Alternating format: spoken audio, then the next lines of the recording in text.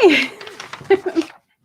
Sorry, you caught me playing with my hair. I was like on this side and that side, but then there's a microphone here, and I got smart and put it underneath my shirt. It's not super comfortable, but at least it looks better. So, okay.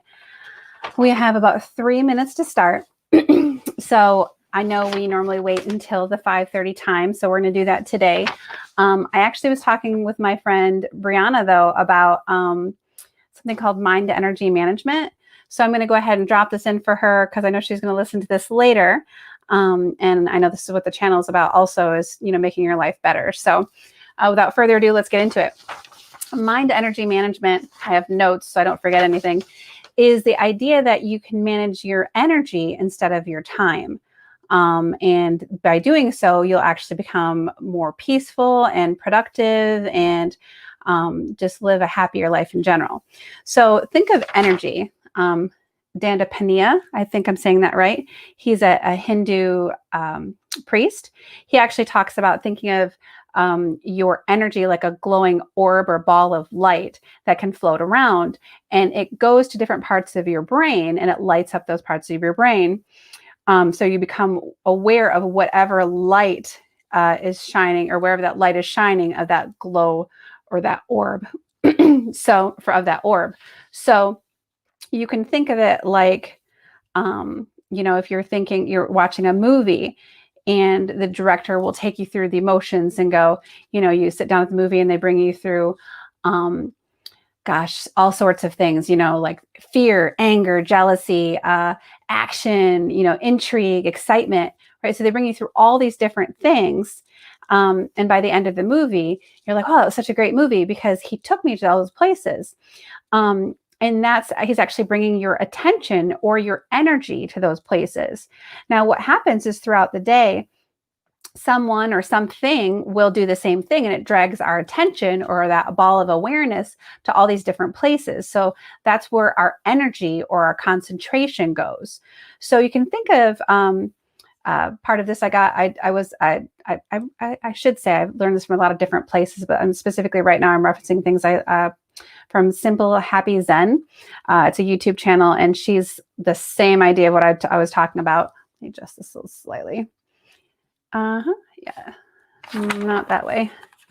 There we are. Sorry, my screen got off for some reason. Okay, so she was talking about the idea that the same thing. So in grabbing some quick information, I might reference some of her points. So I want to kind of put credit where credit is due. So basically, you can think of your energy throughout the day as being a limited resource. You don't have unlimited energy. And what happens is you put that energy into different things, and it's pulled in all these different places, that focus or that energy. And towards the end of the day, it depletes your energy because it's being dragged all around.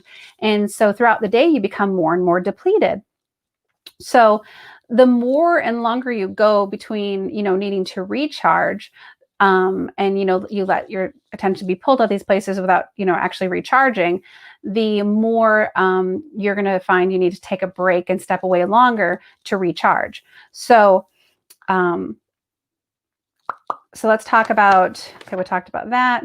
So your energy, even if it's small, even if you're passively engaged in a stimuli, it's taking your energy. So think of like when you're watching a YouTube video in the background while you're doing something, or you're listening to a podcast while you're doing something, doing multiple things at once, or even having a text message conversation while you're doing something else.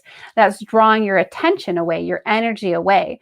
So you're actually using your mind and your energy in two different areas, so you're depleting it even faster. So the idea between mind energy management is to notice when you're doing those things and step back and go, okay, what do I need to be fully engaged in and give all my energy to? And what things are lesser, that don't require a lot of my energy, that I don't maybe need to be fully engaged in? So something fully engaged examples are, if you're researching or creating something, you're going to need all of your energy because that takes a lot of different parts of your brain. When you're doing something simple like making lunch or cleaning or an unimportant phone call, you're just chatting to chat, those types of things are simple energy. and low energy cost. So as far as energy management is concerned, that's going to consume more or less of your battery, and the ones with where you're fully engaged will consume more of your battery. So how you can use this is you can say to yourself in the beginning of the day, what am I going to do today? And you can write down the list of things that you're going to do, and then actually kind of plan them out in terms of your mind energy management. So how I personally do it is if I have something that I'm doing later that day, like, I don't know, a live reading, I will specifically do activities during the day that have less energy drain on me. So I have energy left at the end of the day to do those things. So for example, normally when I'm working, I will listen to a YouTube video in the background. I like to simultaneously learn things while I'm doing other things that don't have me more fully engaged. However, if I'm doing a YouTube reading at the end of the day, I will listen to focus music or concentration music or relaxation, like Celtic music. You know what I mean? Like I listen to those kind of things, and that actually helps me reserve energy, and it doesn't deplete it as fast. So throughout the day, so by the end of the day, I have energy left over. However, if I have a big presentation in the morning, or if I need to be really on, I'll do things with take less energy beforehand and less energy afterwards, because I know that particular presentation is going to take a lot of energy. So I specifically couch it around things that take less energy. So that's the basic gist of it. There's a lot more to it. We can get into later, but I know we're past 5:30. This all kind of runs into something called like peaceful productivity by David Allen. That is a life-changing idea. And it kind of ties in tandem with that. I don't know if it runs in conjunction. It probably runs in conjunction. It ties in tandem. It doesn't, it's not leading, it helps you get to where you can do that, and it's a part of it. But I'll talk about that later. All stuff I plan on talking about on the channel at a different time. The mind energy management is life-changing. So honestly, I planned on talking about that anyway. But since she was particularly having questions about that today, as we've talked about, if you've watched the Where Have I Been video, I've done a lot of research on how to make my life better and happier, because I wasn't. And now I am. But it's not a happy coincidence. It's not the wonderful people in my life, though they are just more than I could ever hope for, and I thank God for every day. It's not that. It's more than that. It's deeper than that, and it's all about you internally and how you're approaching life. So found that. So that's what that was about. Thank you for letting me do that, because I know that means a lot to her, and she's going to watch it on the replay today. She has obviously work, speaking of, energy depletion. So because she had that, there it is. Because she had that work to do, I wanted to make sure I got that at the front of the video for her during our chat session. So, okay, we left off at chapter 42. She is trying to break out of Knocknane now, because she was captured because she has wings and was ratted out by the fairy. Okay, that's so exciting. Okay, here we are. It's getting good. Chapter 42. I braced my feet between two trees. I looked up into the milky shimmer and let the emotion of it fill me. I didn't fight it. Fear flowed in almost like a valve had been opened. After I got in, paralyzing fear washed through me. It took effort, but I locked it out with a push. Perspiration broke over my brow. I wiped it away with a shaky hand. So this is what you meant, I said to Kitty, trying not to sound as scared as I was starting to feel. Yep, total suicide mission, she said, ever the ray of sunshine. I nodded. There was no question this had been created by my mother. She manipulated all that was fear. That thing that scared me the most is that her fears weren't just vague and random. Her magic made them living nightmares for you. Manifestations of what scared you the most would materialize before your very eyes. That they weren't real, mind you, but they sure as hell looked and acted real. Her powerful illusions even made you question reality. It fooled your brain into thinking you could see, touch, and taste, and even be killed by the nightmare in front of you. Kitty had summed it up nicely. It was a suicide mission. But it was either I die here or die or down there. I might die, but I wasn't cruel enough to let Kitty die too. Thankfully, growing up around my mother gave me a chance to learn tricks that lessened the effects of her magic. I took the sleeve of the cloak and pushed it through the bars of the cage. The wind snatched my voice away as I said, "Climb into the sleeve." I couldn't see her, but I could tell she was wondering what I was doing. After a few seconds, I felt the end of the sleeve move. She'd gotten in. With care not to break the cage, I stuffed more in. "Now grab the cuff and roll it around yourself." When I felt enough of it tug, I pushed some more of it to cushion around her and asked, "Can you still breathe?" A lot of muffled nothing came back. "If you can hear me, yell louder. Can you breathe?" I asked again. This time her little voice yelled back to the affirmation. "Okay, now cover your ears, shut your eyes, and think of the happiest memory you have," I said as I positioned myself into an easier spot on the trees to push from. "You don't actually think this is going to work, do you?" Kitty shouted from inside the sleeve. Did I think this was going to work? I don't know. If I was a betting woman, I would say 40-60 best. "Just do it," I said as I went over in my head the steps how to fly. Despite the odds not being in our favor and the fact that I hadn't flown that far yet, I took a deep breath. I could do this. I had to. I concentrated as deep as I could and pushed off. My spirits lifted as my body did. That was better than last time. I didn't even fall. I just shot right up.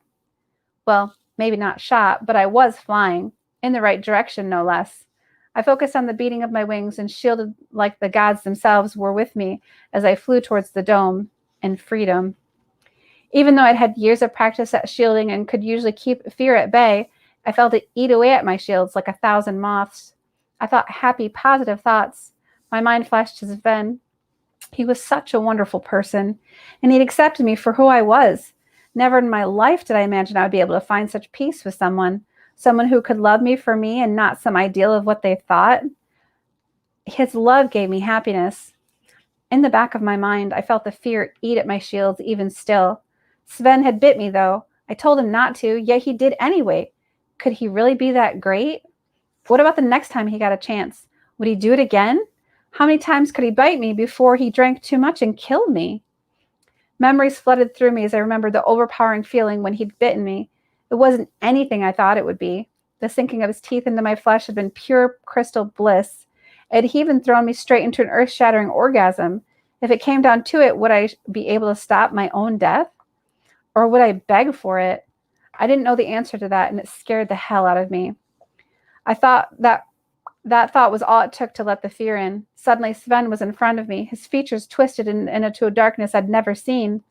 Fear chilled me. He couldn't be here. Could he? I reached out and my hand touched his solidness. His hand reached out and grabbed mine with a quickness. I tried to pull back, but couldn't. He was too strong. He pulled me to him. While I was trying to pull his hand off me, his other came up to my bare neck. "Sven, please don't," I pleaded. His teeth tore through my flesh. This time was different, though. It was all-consuming pain. I screamed. Blood spilled down my neck and covered my chest. There was pain everywhere. "Coconuts," said a little voice. "Drop the coconuts." I stopped screaming to listen. What was that? "Get those damn coconuts out of here. They'll kill us all," I screamed this time. What was that? Why was I thinking about coconuts? Wait, that wasn't me. That was Kitty. What was happening? Then I remembered the fear in the dome. Was this even real? Then the craziest thing happened. Sven wavered. His hands became semi-transparent, and my hand pulled through his flesh. When my hand stopped to touch his, the blood disappeared from the front of my shirt. This wasn't real. Then the dome popped back into my mind. Sweet Danu, this was all a figment of my imagination? Fear from the dome? The second I questioned it, the image of Sven disappeared with an almost audible pop. I shook my head to clear it. I looked to the dome. It was even farther away than I remembered. That meant somewhere along the way my wings had stopped moving. I steeled myself and kept going. I may have been farther away, but at least I was still moving upwards. As I climbed, fear buzzed at me again. I held positive thoughts to me like a shield as I climbed higher. It worked, too, because I made it closer than I had before when the dome reared again. When the feeling of turning around slammed into me, I winced, but I kept going. 10 more feet. I could do this. Then the noise startled. It was faint, persistent bead. It narrowed to a pinpoint and screamed inside me. My insides recoiled. I was going to throw up. I didn't know how I hadn't already. Bile burned inside my throat. Only after I pushed myself higher did it change. The sound splintered and was all around me. Its scattered harshness pressed into me like 1,000 points of static. It was everywhere. I couldn't get away. It made me heavy. So impossibly heavy. My wings strained with the effort to keep going. My body screamed at me to turn around. 5 feet. I could do it. I was so close. Maybe I could grab it. My hands shook as I reached out to grab the dome. My mother appeared before me, the hate plain in her eyes. Her words echoed around me as she said, "You are nothing and never will be." Her hand shot out and her energy barreled into me in a hot, blinding fireball of light. And with that, I was falling. No, I couldn't be. I screamed and screamed as I fell. I was going to die. Kitty was going to die. And it was my fault. I'd been foolish enough to think I could do this. I couldn't. Air pressed against me as it rushed past. Tears were pulled away by the rush of wind as they fell from my eyes. My fault. Oh, my fault. Then I stopped screaming and took a breath. And then another. No, it wasn't my fault. All I'd wanted was to be free. How could that be bad? My head whispered again that it was. This was all my fault. No, I said into the rushing air. This isn't my fault. Then I noticed the strangest thing. My wings still felt like they were beating. It was a faint sensation, but it was there. How could they be beating if I was falling? Wait, was I really falling? I trained my focus on that movement, that consistent movement. I beat them harder. In my mind, they weren't beating, but I knew they were. I could feel them. It was another hallucination. I pulled my shields down hard, and the feeling of falling disappeared with the same pop as before. The most miraculous thing happened when it popped. My hands were inches from the top of the dome. Disbelief filled me. It couldn't be. It had to be another illusion. I kept steady. Don't stop. Don't panic. Just keep going. My outstretched hands shook as I kept pushing. I was almost there. I knew I was. I could feel it. Then with a final push of my now shaking wings, my hands went through the dome like it was made of nothing more than fog. That didn't make sense. If it was an illusion, shouldn't it be solid like the other one had been? My hands went through it, but there was nothing for me to grab onto. I kept pushing my wings to go just that much further, the whole stretch to accommodate them. I didn't know what to do, though. There was no way I could fly all the way back down to the other side. I looked down to the dome. From here, it looked solid. What would happen if I tried to touch it? With a purr, I lowered myself back onto the dome. My feet touched to what felt like smooth glass. My legs shook as I touched down. I kept my movements slow in case the dome disappeared again. When I was sure it was solid, I stopped my wings. My legs folded underneath me as I sat fully onto the hard plane. The overwhelming fear was gone. It must have been spelled to just appear when you were approaching the dome. That meant it was officially over. I was out. I couldn't believe it. I was safe. I pulled my legs to my chest and began to cry.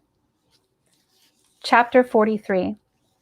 I pulled myself together before too much time had passed. I had to. I couldn't give up now. I had to keep going. Just because I was out of Knocknane didn't mean I was scot-free. There was no way I was flying out of here. My wings were too spent. On the upside, since the dome had taken the property of glass, I could just slide down it. Speaking of properties, my mind had taken on the property of a fuzzy popsicle after that, which wasn't bad in this case. It made it easy to decide on a course of action because I didn't have the energy to think of anything beyond the first thought. I unclipped Kitty's cage and pulled it onto my lap. Okay, so you can stop the happy thoughts and come out now, I said to the rolled sleeve that was still stuffed in the cage. On command, the sleeve unfurled. The little pixie crawled out from between the folds of the fabric. When she was free, I pulled the sleeve the rest of the way out. She flitted to the side of the cage closest to me. Her head tilted side to side, her black eyes assessing me, and then said, "Well, you're not dead." "Not yet," I said with a forced, cheery smile. I untied the cloak from my waist and bunched it up. Her eyelids fluttered about as fast as her wings had started to. "Do I even want to now?" "Probably not," I said as I clipped her back onto my belt loop. "There's no chance you're going to let me out of here, is there?" she asked from my thigh. "Not a chance," I agreed. When I slid down and hit the ground, the chances are I would hit and bounce on my butt since I would be facing the dome. In the worst case scenario, my legs would kick out from behind me and I'd land on my face. It was unlikely I'd bounce on my side and crush her cage. At least that's what I hoped, for her sake.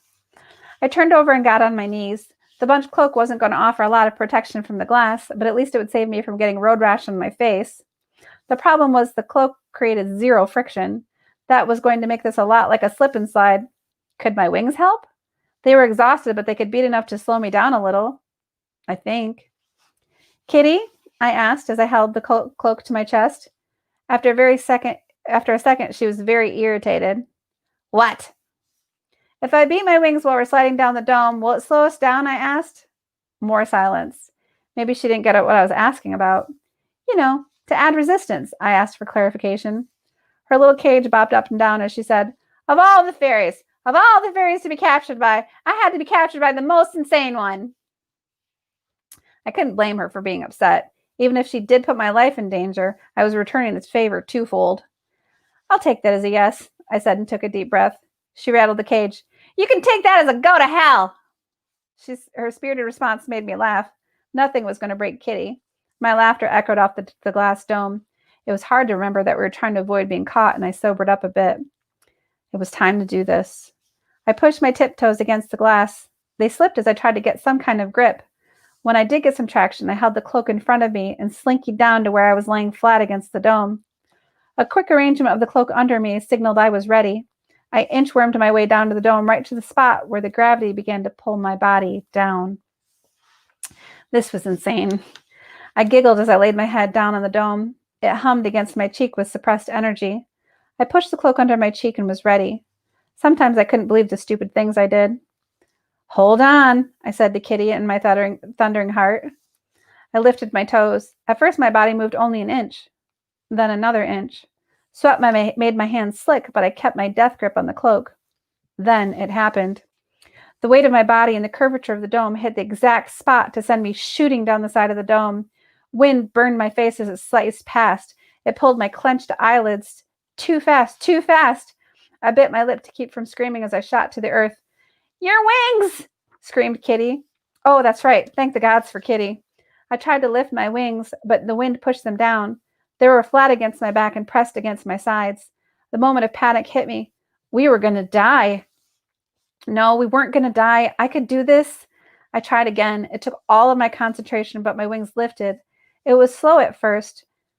The wind tore at them and pushed them back down, but before a couple seconds had passed, I had them up. They flapped and pulled in the wind, but they were there. The force of the air pulled them. They ached. It didn't matter, though. I had to slow us down. I concentrated on angling my wings. Gusts snatched at them, but a moment later, the most miraculous thing happened. Our descent slowed. Don't get me wrong. The world still peeled by like we were on an express train to hell, but it wasn't out of control anymore. I opened my eyes, hope pulling apart the panic. We'd just passed the tops of the trees. I never realized the trees out here were smaller than the trees inside the dome. The earth rushed closer. We were about 6 feet now. I started to flutter my wings. Our fall slowed more. Almost there. I pushed to beat them even faster, and then suddenly I was at the bottom. Pain shut up my tailbone as my backside slammed into the earth. Kitty! I threw my body to the opposite side Kitty was clipped to. I flopped and stopped on my face. Dirt flew into my mouth. It took me a few tries, but I pushed myself onto my knees. I spit the dirt out and looked around. As luck would have it, I landed on the opposite side of the entrance. I'd be less likely to see anyone on this side. Keeping up with that idea, I could circle around the long way to avoid anyone coming from the road. The only hitch in the plan was I had to have someone to come get me. With a little prayer, I reached in my pocket. As luck would have it, the phone was still there, and miracles of miracles, it seemed to be in one piece. The real trick would be if he had service all the way up here, though. When I pushed the button, 2 bars stood strong. Boom. I dialed the only number I knew by heart. Hey, Gage, I said into the awkwardly small phone. Yeah, I need your help. Like, now. Boy, was she about to get the surprise of her life. Chapter 44. Holy shit, Cy, you're a fairy? Was Gage's greeting when I got into her fire engine red Mustang and took off my cloak. My wings were bound with a vine I'd found in the forest, but they were still as plain as the sunset outside. Yeah, and I'll explain on the way. Let's just get out of here. I slapped the dash a couple of times for emphasis. As she stepped on the gas, I checked to make sure we weren't being followed out of the woods. To my relief, the tree line remained clear. No army of fairies busted through, not even a lone fairy bent on bringing me back. Nothing. We'd only seen scouts once since my escape, too. Those had been easy enough to avoid by flying up into the trees and waiting for them to pass. I was starting to like this flying thing. I didn't suffer any delusions that fairies weren't still looking for me. I had the upper hand, though. Speaking of which, I'd unclipped Kitty's cage from my belt loop and set her on the dashboard. The sunlight streamed in, prismed off the jewel dangling from Gage's rearview mirror. It must have caught Kitty in the eyes as Gage stepped on the gas because she said, Hey, I'm already caged. You don't need to blind me, too. Gage jumped and jerked the wheel in surprise. The cage slid across the dash. I snatched it before it hit the window and held it to my chest. We screamed as the car swerved to the other side of the road, right in front of a semi. Its horn blared as we hurtled towards it. Gage corrected our course right before we turned into a road-style pancake batter and pulled us back to the other side of the road. I took a deep breath to quiet my heart and was still trying to make a getaway from my chest. Gage slanted a look at Kitty's cage, which had found its way to my lap. So, is that your pet? She asked. I could hear Kitty sputtering in her cage. Oh, for Dagda's sake, I'm sure she loved that. I looked out the window to figure out how to start the whole story of how I came to find her when a movement caught my eye. A black car, trailing behind the semi, slammed on its brake right after we passed it. Its taillights lit up the darkening road. Then the car whipped around in a U-turn that would have made any NASCAR driver proud. My mouth dropped open. No way. I said intelligently. Pet? Kitty shrieked from her cage. Who are you calling a pet? Do I look like a pet, you fire whore? Guys, I tried again. Excuse me, who do you think you're calling a fire whore? Gage said. I looked over to see her face as red as her hair. Guys, stop! I shouted into the car's suddenly tiny interior. They both stopped. Gage stared at me. We have a tail, I said by way of explanation and pointed to the car behind us. The car in question was getting bigger as it accelerated towards us. Gage's lips thinned into a line as she slammed the stick shift into the next gear. Come on, sucker, she said as she pushed the Mustang faster.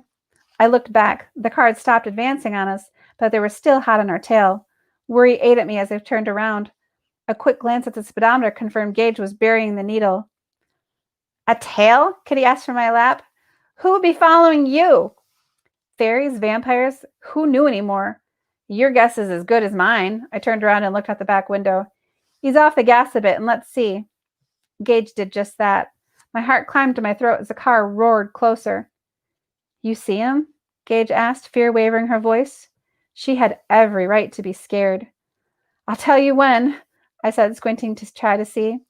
When they were almost at our bumper, I saw him. Thomas. He saw me looking and gave me a little wave. Shit. Okay, go. Gage gunned the engine. We rocketed away from them. My mind was reeling. How would he have known to follow Gage out here? There was really only one way it could be him. He had followed her. He worked to stay calm as I clipped on my seatbelt. Gage, did you stop at my place? She downshifted as we whipped around a driver who was going slower than the speed of light. I looked back. The car following us did the same thing. When I looked back, Gage shot me a guilty look. You didn't, I said, not keeping the disbelief out of my voice. I just wanted to grab some clothes for you since you asked to stay with me for a bit, she said. It was very logical. In fact, at any other time, it would have been fine. It just turned out to be not so fine when I had a vampire stalker. My insides wanted to weep. So, who is it? She asked after a minute of pained silence. I gave a dry laugh to the speeding pavement. Most likely, it's a vampire who's decided that he likes me a little too much. Sven? No, I was quick to correct her. I didn't want her thinking Sven had anything to do with this. So how'd you meet this guy? Gage asked. I told her what happened at the bar. Was that the same bar I told you to go to? She asked. From her expression, I could tell she knew the answer to that. I laughed. Yeah, I guess it was. What crappy advice, she said, cringing. Do me a favor, will you? Don't listen to me next time. You got it, I agreed, leaning over the side to give her a quick hug. Then out of nowhere, I felt a tingle. It was so odd it made me stop. It was at the very center of my being. When the hell was that? A vague memory tickled at me, but I couldn't place it. I pushed the thought away. I could worry about my body fritzing later. It went away. Before I could feel any relief, though, I felt a pull where the tingle had been. Oh, shit. It was Purdy's call of the people. The last time I'd felt it was when I was a kid and decided to run away after my father and sister died. Sorry, Purdy.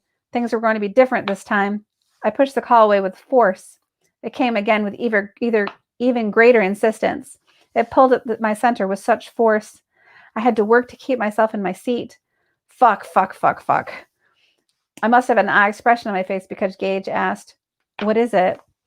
I felt bad because this was a lot for her to take in. I can only imagine how much it would mess with your mind to know your best friend, the one you'd known for years, wasn't even human.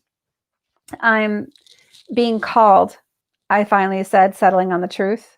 There was no sense in having secrets now. Gage's eyes widened. "Called? As in right now?" I summoned my Kundalini energy to give me the call on metaphysical fudge shove this time. I felt the connection break like a physical thing. I expected to hear an audible snap. When nothing came, I focused my attention back on the conversation. "Yeah, but it's gone now," I said. I'd never rejected a call from the Department of Fae Services before. Was that against the law? I sighed. I suppose it didn't matter much since my being on the outside with wings was against the law too. Guilt ate at me. I felt like such a hypocrite. Tension in the car ratcheted as we got closer to the city. A decision had to be made, but where could we go? Anywhere I went would be putting people at jeopardy. God's alive, what was I supposed to do, though? I couldn't stay at Knockney. I was it unheard of for dissections to occur in the Tierman. No, I had done the right thing by leaving. I had to stop feeling bad about leaving. I quelled my turning stomach as I focused on the problem at hand. I wonder if we could stop for some food. Maybe a nice cheeseburger would settle my stomach. No, I had to stay focused. Shaking my head to clear the delicious greasy goodness from my head, I tried again. Maybe Gage had some ideas of what we should do. "So, any ideas about where we're going?" I finally asked as the open road gave way to street lamps and sidewalks. We were in the outskirts of the city. And part of the problem, and part of what was probably the longest car chase in history. "I was hoping you had a plan," Gage admitted as she zoomed through a yellow light that just turned red. My hands dug into Kitty's cage. One more like that, and we wouldn't have to worry about this mess anymore, because we'd be dead. Then the car sputtered. "What the hell's going on?" I asked as the car continued to sputter and slow down. I looked back. The trailing car had been forced to stop at the intersection we zoomed through. Gage pounded on the steering wheel. "We're out of gas." "Are you kidding me?" I couldn't help but shriek as the car slowed to an almost stop. I looked outside. The scenery looked familiar. It took me a second, but it hit me where we were. Of all the dumb luck, maybe we had a chance after all. "Pull down the street," I said, pointing to the shadowed street. Gage put all of her weight into cranking the wheel as the car came to a crawl. We'd just pulled around the corner when it died. A boat floated in the harbor beyond the buildings in front of us. The lights from it made it look like a ghost as it winked out of view and came back on the other side of the building. "Come on," I said as I grabbed Kitty's cage and leapt out of the car. I took off at a full tilt to the building and knew sat at the end of the street. I tried to clip Katie's cage to my belt, but I was bouncing up and down too much with every step. It took a few tries, but I got it. The clack of heels behind me said Gage was close behind. Despite her heels, she fell in step with me in no time. We had to be quite the sight running down the street. Me in my hospital gown with loose as hell pants and Gage in her high heels and red leather jumpsuit. She looked like she stepped straight out of an action movie. You know, one of those unrealistic ones where the women run around in outfits they can barely move in, let alone kick butt in. Why was it male heroes got the comfy outfits and their women counterparts got the impractical ones? Who doesn't fill up their tank when they're going to be part of a car chase? I said between breaths as my bare feet slapped the pavement. "How's I supposed to know we're going to be part of a car chase?" Gage shot back. Yeah, I said, trying to catch my breath. From the way Gage loped down the street, it looked like she was in much better shape than I was. Then again, she didn't have these heavy as hell wings dragging her down.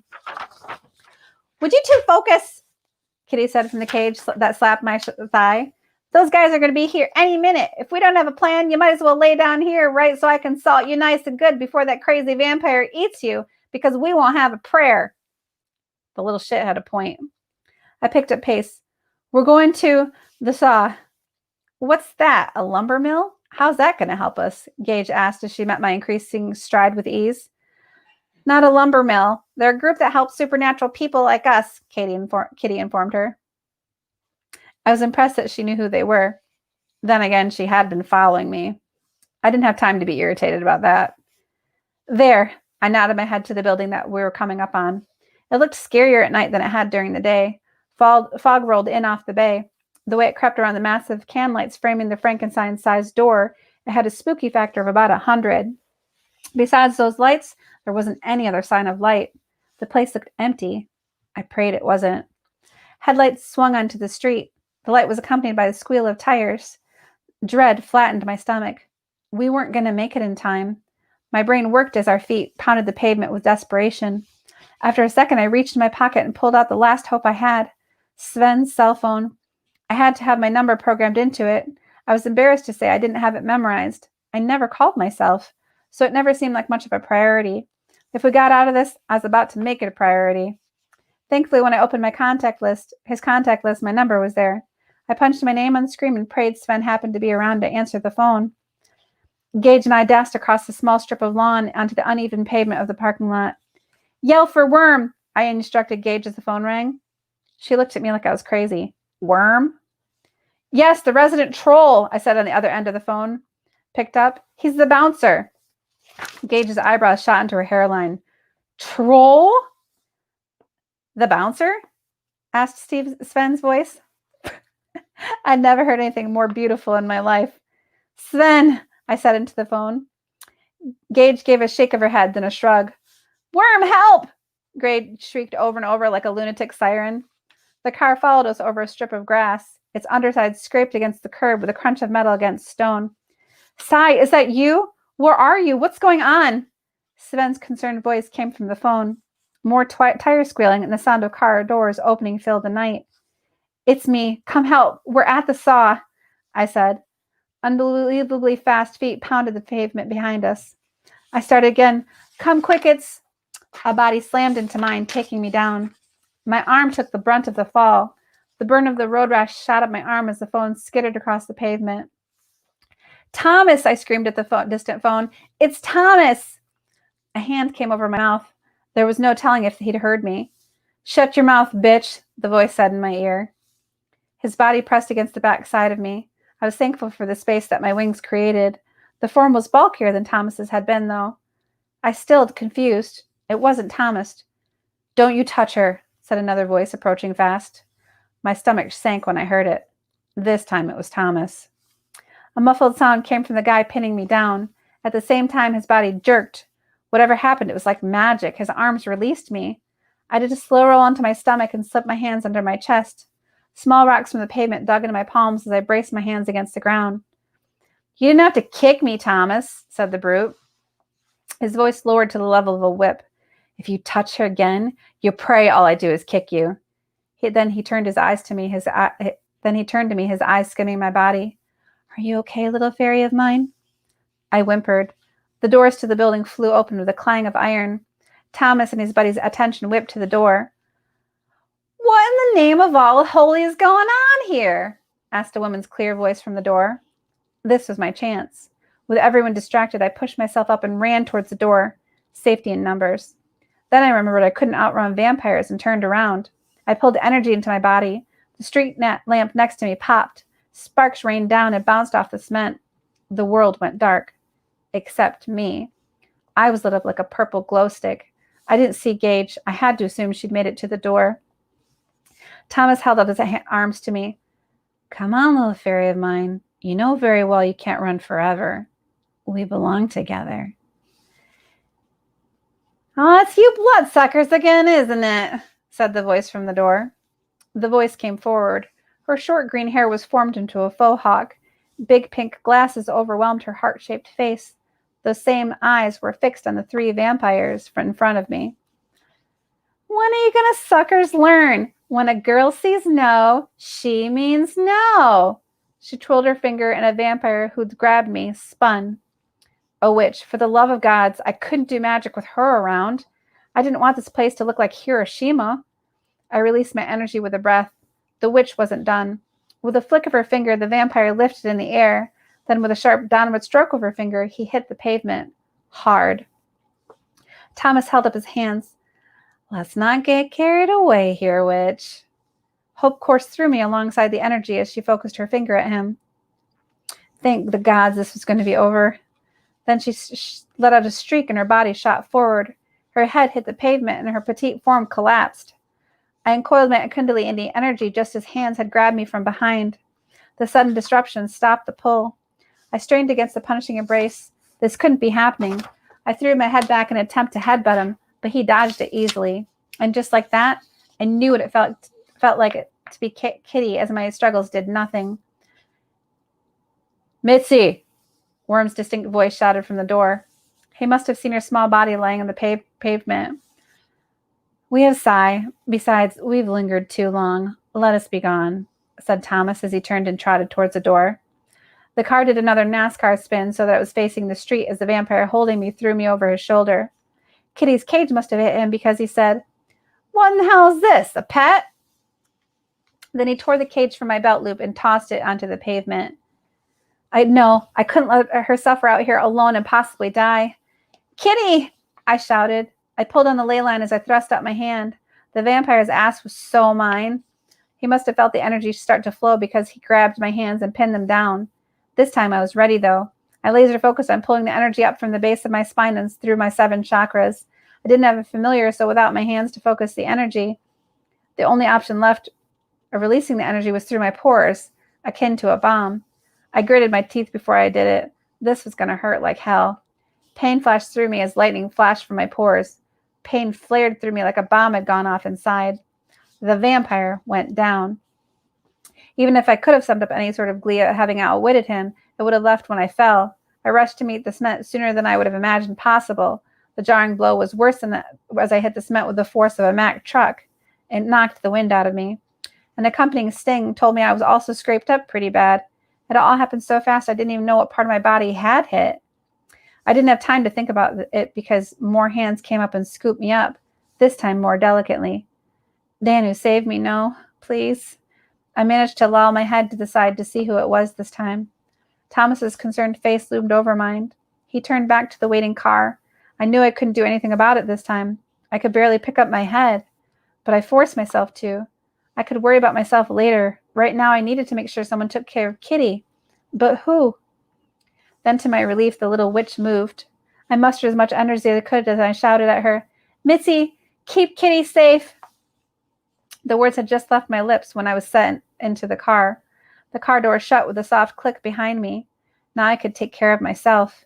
Even though every nerve screamed, I managed to crawl across the seat. I had just opened the door on the other side to jump out when I felt a hand on my wings, yanking me back. Searing pain shot through me as something tore. Outside the door, the earth opened up in a cavernous crack coming straight for us. Worm was on the other side of the line, all the way back to the door of the saw. His mammoth fists were clasped together as he planted in the cement over and over. The faster he hit, the quicker the earth opened. Drive, commanded Thomas. A hand pulled the door shut in my face. The wheels spun for a mere second before they grabbed the pavement and we were off. We sped down the road, leaving all my hope behind. My worst nightmare was about to come true. Okay, still have time. Chapter 45. Darkness pressed against my face. I was getting real sick of this grab Cy and bring her to wherever the hell we wanted crap. I stood still and listened to the footsteps fade away. They'd shut the door. I waited a second and called out, Hello? Nobody answered, which was perfect because that's who I wanted to answer. Chances were good I was alone. The black cloth of my head tickled my lips for the millionth time. Between that and the doggy collar they'd put on me, I was having some serious claustrophobia issues. Since my hands were bound behind my back, I couldn't just take them off either. I gathered air into my lungs and blew. The fabric puffed out then fell back against my lips. Great. Let me see how easily these bindings would come off. I wriggled and pulled my wrists. They held tight. Maybe I could fry them and make them weak enough to pull apart. I gathered Kundalini energy. The familiar sensation pulled from the base of my spine and spread upwards. With a thought, I let it out. Just as the lightning tickled my skin, a shock jolted my neck. Hard. I screamed and fell to my knees. I felt like my head was being separated from my shoulders. Panic and pain gathered tears to my eyes. What in the hell was that? Something had been placed around my neck, and I sure I'd felt a little prick when they'd put on, but how could it create that kind of pain? There was no question this had something to do with my abilities. But what? I had to get this damn sack off and figure out where I was and what in the hell was going on. With small steps, I shuffled to the left and hoped I wasn't about to run face first into anything. When my shoulder bumped into the wall with a soft thump, I gave silent thanks and shifted my back to the wall. My wings sounded like sandpaper against the wall as I shimmied my hands and head along. There had to be something on this wall I could get this sack off with. Then my head slammed into a hard pointy thing. I bit my lip to keep from calling out again. The last thing I needed was them to come back because I was making too much noise. They needed to be good and gone for a while so I could figure out a way to get out of here. I didn't want to stick around to see what Thomas had planned. He was creepy enough without being given carte blanche over me. The pain subsided quickly. I moved my head around the object enough to recognize it was a coat hook. Okay, this I could work with. If I could just wedge it under this hood, I could slip it off. I stood on my tiptoes and angled my head at the same time. It took a couple of tries, but the cloth caught on the hook. After doing what resembled a cross between the limbo and some weird gyrations, the hood slipped off my head. I shucked it to the side with a toss that was so hard I was surprised I didn't get whiplash. I was in a bedroom, a very familiar bedroom. Not that I'd ever been in this particular bedroom. It was more like there was something familiar about it. I couldn't put my finger on what it was. Then I saw the slatted closet door and it hit me. I was in the room. It was just like the room I'd been in the other night with Sven. We were at Jarek's house. I tossed that thought around in my head a couple times. We were at Jarek's house? Thomas was his first in command. Did Jarek know I was here? Did Jarek give orders for Thomas to come get me? Or was it all Thomas's doing? I couldn't imagine it was Jarek's. He'd never paid any real interest in me beyond pleasantries. Thomas had been the one who'd gone all vampire-style crazy stalker. And when the vampire tried to grab me the other day, he'd said Thomas wanted to see me. He had said a peep about Jarek. Thoughts ran around my head so fast I was starting to get a headache. On second thought, maybe that was from the coat hook. Focus. I had to get out of here. It didn't take me long to look around the small room to see I had two options, a frosted window and a door. Each was on opposite sides of the room. That meant one went into the house and one went outside. I could try to run into the house for help, but did I want to take that chance? Even if Jarek wasn't involved and there was nothing saying he wasn't, I hadn't exactly gotten the warm and fuzzies from him.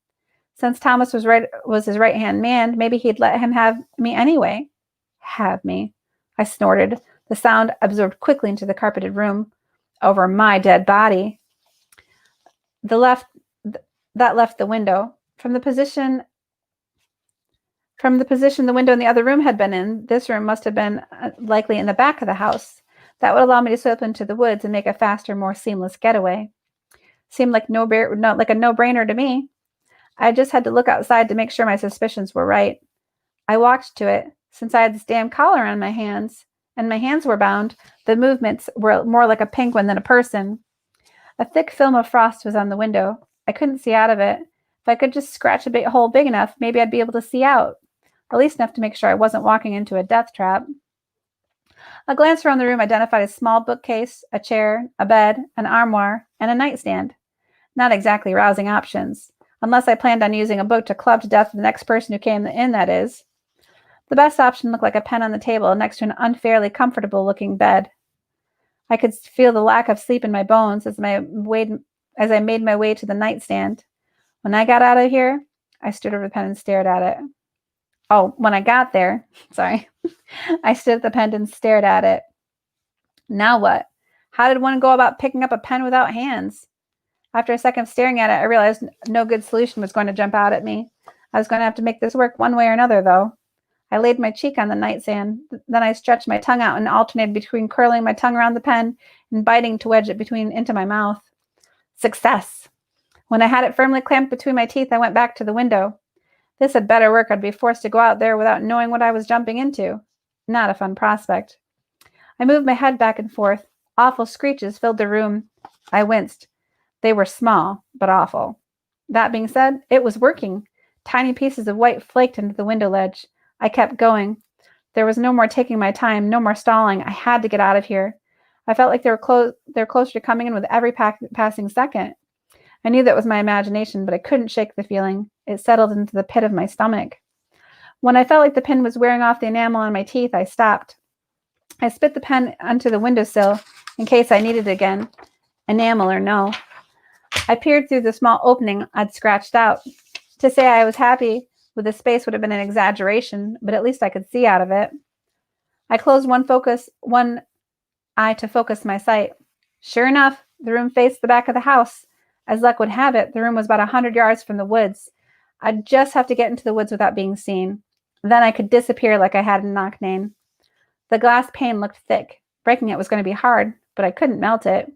I didn't want to wonder if this damn collar was going to kill me next time. I'd have to kick out the glass since my hands were still bound. I would just pray I reached the woods and could get into the trees before anyone came.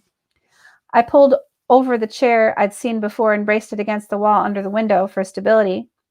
I climbed on top of it. I took another quick glance out the window to confirm the coast was clear. Facing away from the window, I balanced my weight towards the back of the chair and grabbed the seat. Quick like a jackrabbit, I said to myself. Then I horse-kicked behind me.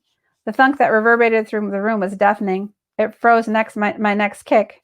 Oh, shit. I kicked again, faster this time. There was no way they wouldn't be on their way after that.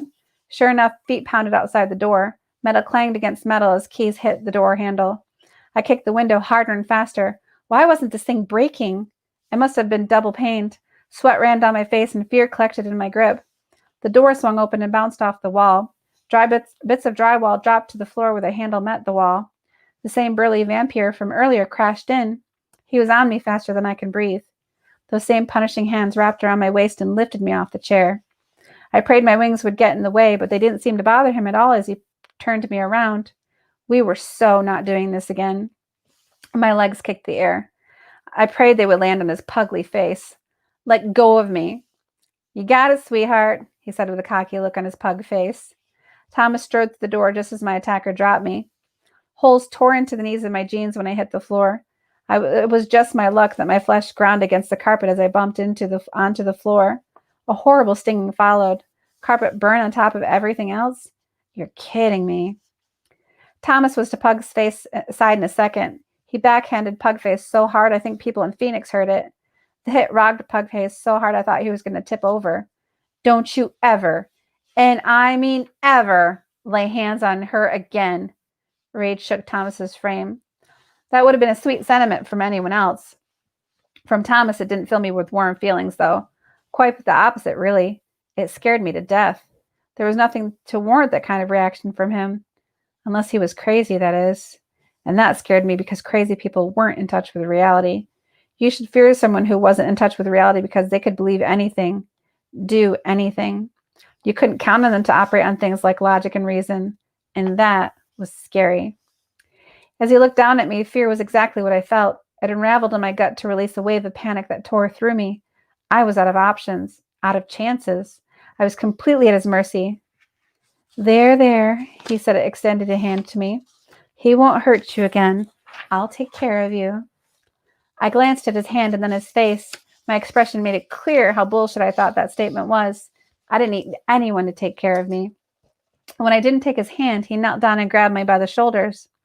He pulled me up like I weighed no more than a rag doll and said, "Not to mention, it's pointless to try to leave. There's no escaping once we have you." My eyebrow and lip quirked up. No escaping, huh? Then how do you explain Harold? I had him there and he knew it. His lips thinned into a line and he pushed me at Pugface. Hold her. Then he added a little desperate sounding. But don't touch her. Even I blinked at that. How was that even possible? He had to touch me to hold me. To top it off, the stance put Pugface in an awkward position being so close to the wall like that. There wasn't much room if things got crazy, which is what I was hoping for. Two could play crazy. From where Pugface placed his hands, it showed he was used to such insane commands. Harold was an oversight, I'm afraid. We underestimated him, Thomas acknowledged. Then he leaned closer to me and tilted his head. He let his fangs slide out. The fluorescent lights shone off those bright white daggers. My stomach twisted. The look on his face said he knew how it made me feel, and he said, "We won't be making the same mistake twice." He studied me for a moment, then his face melted into a pained look. He brought his hand up to brush my hair out of my face. You're far too precious, too perfect. He stared into my eyes and trailed his fingers down my jaw. Then he murmured, almost to himself, and so soft. Sorry, I missed that. That's hilarious. My Siri just went off. That's super helpful.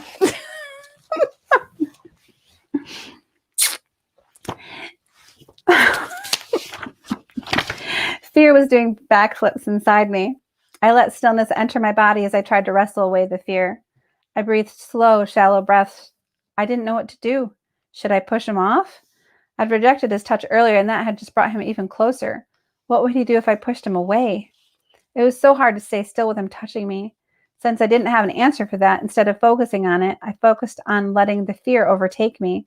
On not letting the fear overtake me. I quieted my racing thoughts. I was going to get out of this. It just meant I was going to have to get creative. I just wished I knew what that meant. Then I felt the most bizarre thing. A bubble felt like it pushed ever so gently against my thoughts. If I hadn't been so focused on my mind, I probably wouldn't have felt the push, but since I was, it did. I felt like the membrane against my thoughts in my head. When I felt two membranes cross, I knew something was happening. Thomas appeared in my head. He was lying on the same bed as I'd seen the images before. His naked form was blocking my naked body astride him.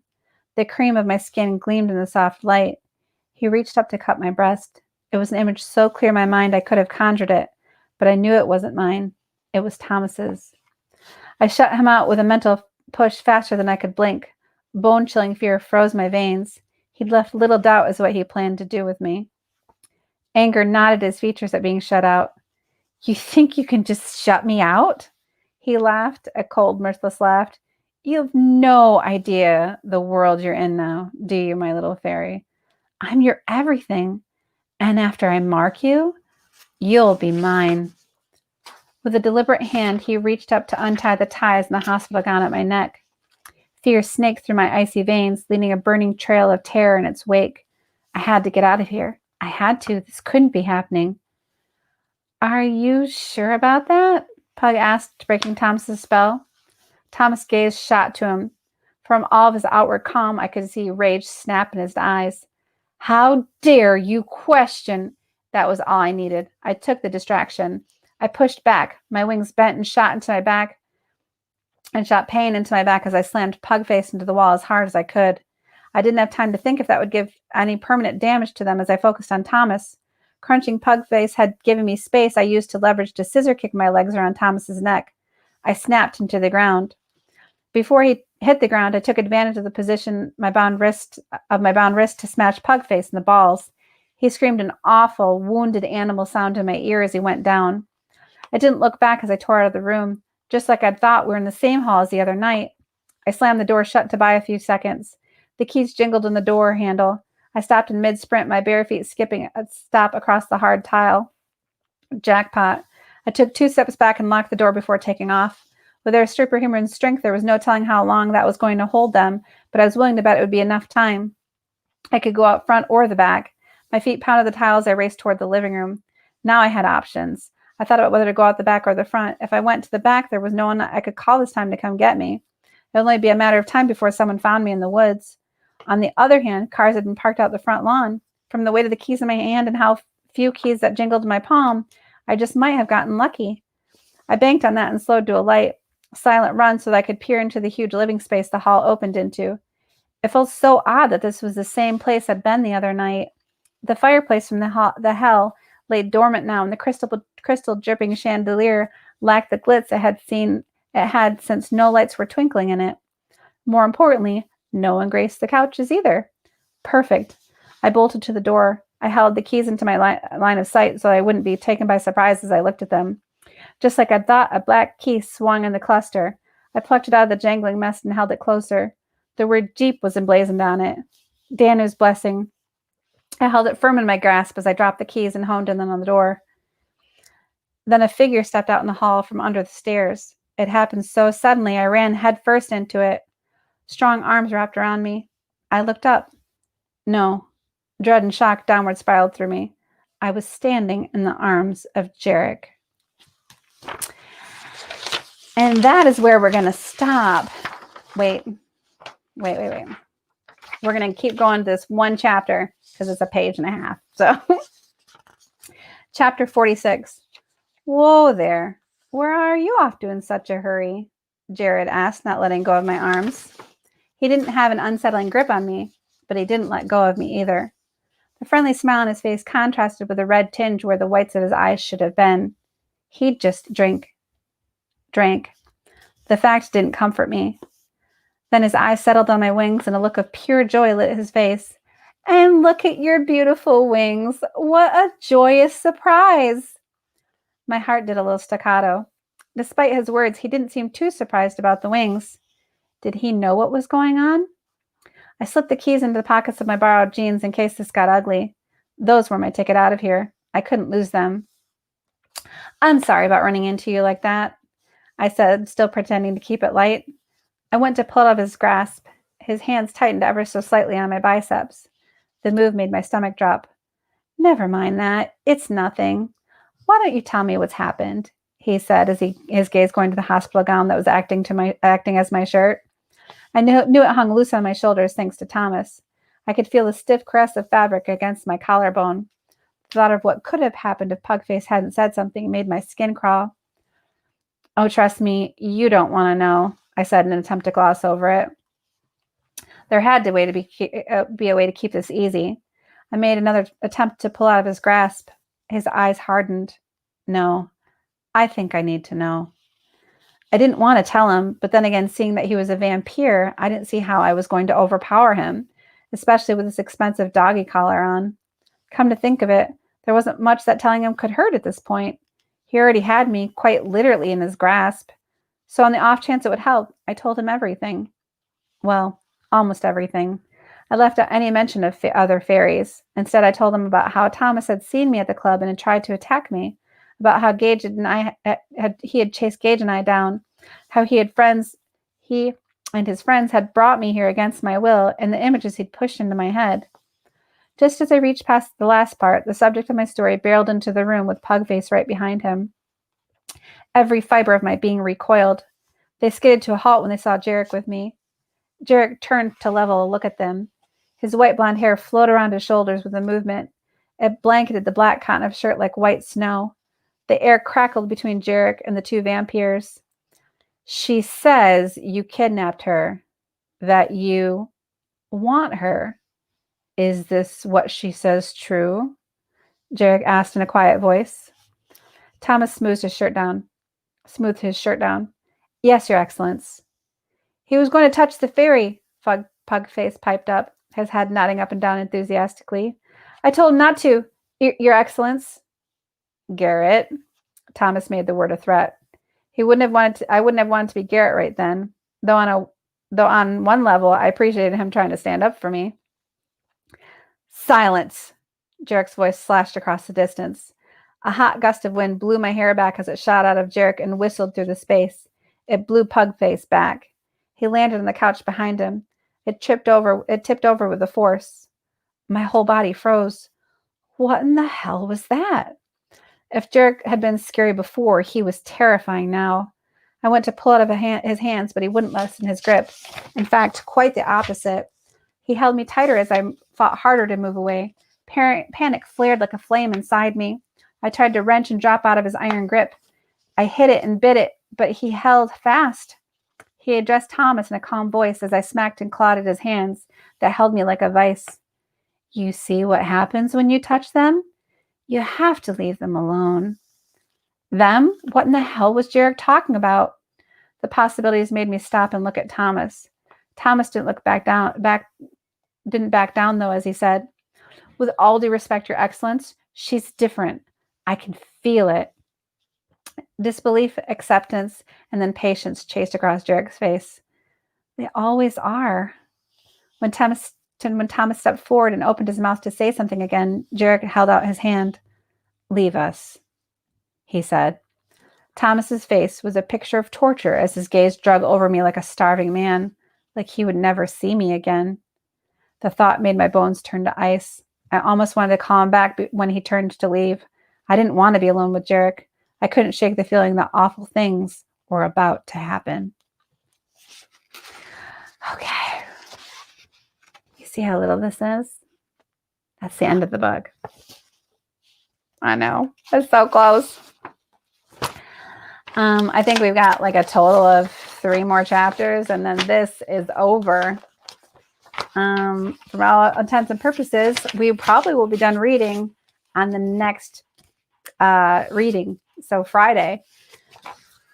Oh God, it's all coming together. I hope you guys like it. I'm enjoying it. I can't wait for the re-release on the 29th. I have been building up for it, but we'll talk more about that on Friday before they read, you know, our little 5-minute before 5:30 thing. So I know that you guys have been really patient with me today, and I really appreciate that. And hopefully you got some sort of benefit out of the mind energy management. It's been life-changing for me. And hopefully you come back on Friday to see what happens to Cy. Anyway, thanks again for coming. Talk to you later. Have a great night and enjoy your week.